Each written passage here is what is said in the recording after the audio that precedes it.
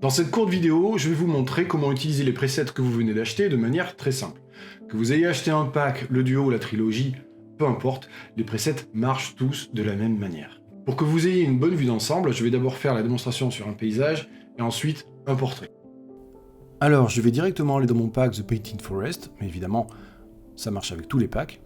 Là, en l'occurrence, je me rends dans courbe. J'aurais très bien pu aller choisir une autre catégorie comme tonalité, présence, chromie, etc.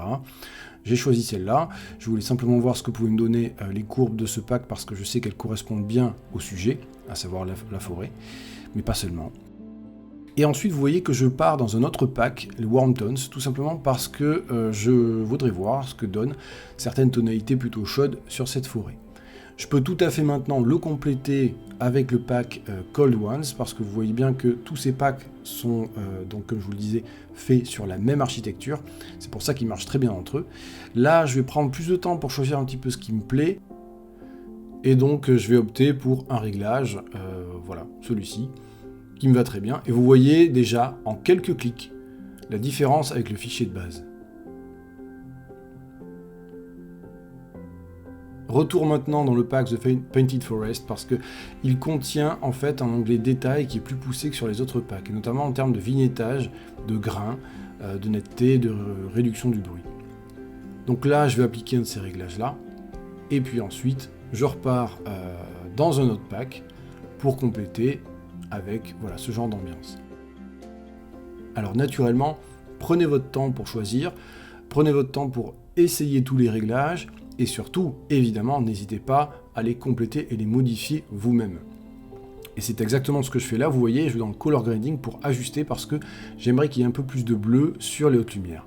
Voilà ce que je fais. Évidemment, ensuite, je vous encourage à aller un petit peu plus dans le détail. C'est encore là ce que je vais faire en complétant avec le pinceau. Je vais juste mettre en avant la cime des arbres de manière très légère. Et puis, le résultat me convenant, je vais m'arrêter là pour ce paysage. Vous voyez qu'en quelques clics, ça va très vite et qu'on peut arriver à un résultat qui apporte vraiment une ambiance beaucoup plus prononcée que ce que nous permet la photo de base. Deuxième exemple, j'ai choisi donc ce portrait. Vous allez voir que là, je vais faire un petit peu différemment. C'est-à-dire que cette photo étant prise en fin de journée, je vais plutôt préserver encore une fois le pack The Warm Tones. Ça n'est pas une obligation encore une fois, mais c'est mon choix à ce moment-là.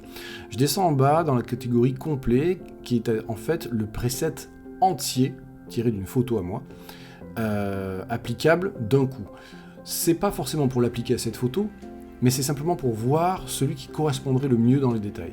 The Red Beyond me paraît pas mal, ce qui en fait va me permettre d'aller prendre dans ce preset là, The Red Beyond, soit que la chromie, soit que le color grading, soit les deux, soit l'étalonnage, etc. et d'éventuellement compléter avec d'autres presets, en l'occurrence Nostalgia dans ce cas-là, pour la présence qui finalement me paraît être plus adaptée.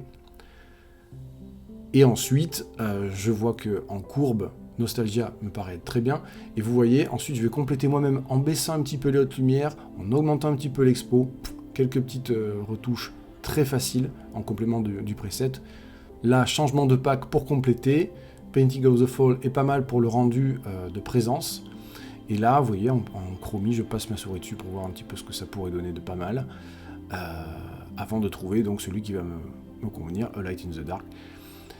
Et ensuite, dans les détails, je vais rajouter du vignettage, rajouter du grain pour avoir voilà, ce côté granuleux de la photo qui me plaît bien, qui correspond pas mal à cette photo-là.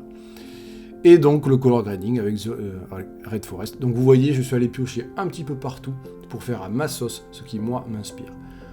Voici le rendu à gauche pour la photo sans retouche, et à droite, voilà. Vous voyez que ça m'a pris 2 minutes. Évidemment, parfois ça peut prendre plus, ça peut prendre moins, ça peut aller beaucoup plus vite que ça. Mais quoi qu'il en soit, avec ces deux exemples, j'espère que vous avez pu voir et vous rendre compte à quel point il est facile et intéressant d'utiliser ces presets, et que ces presets sont là pour vous guider dans l'élaboration de votre style.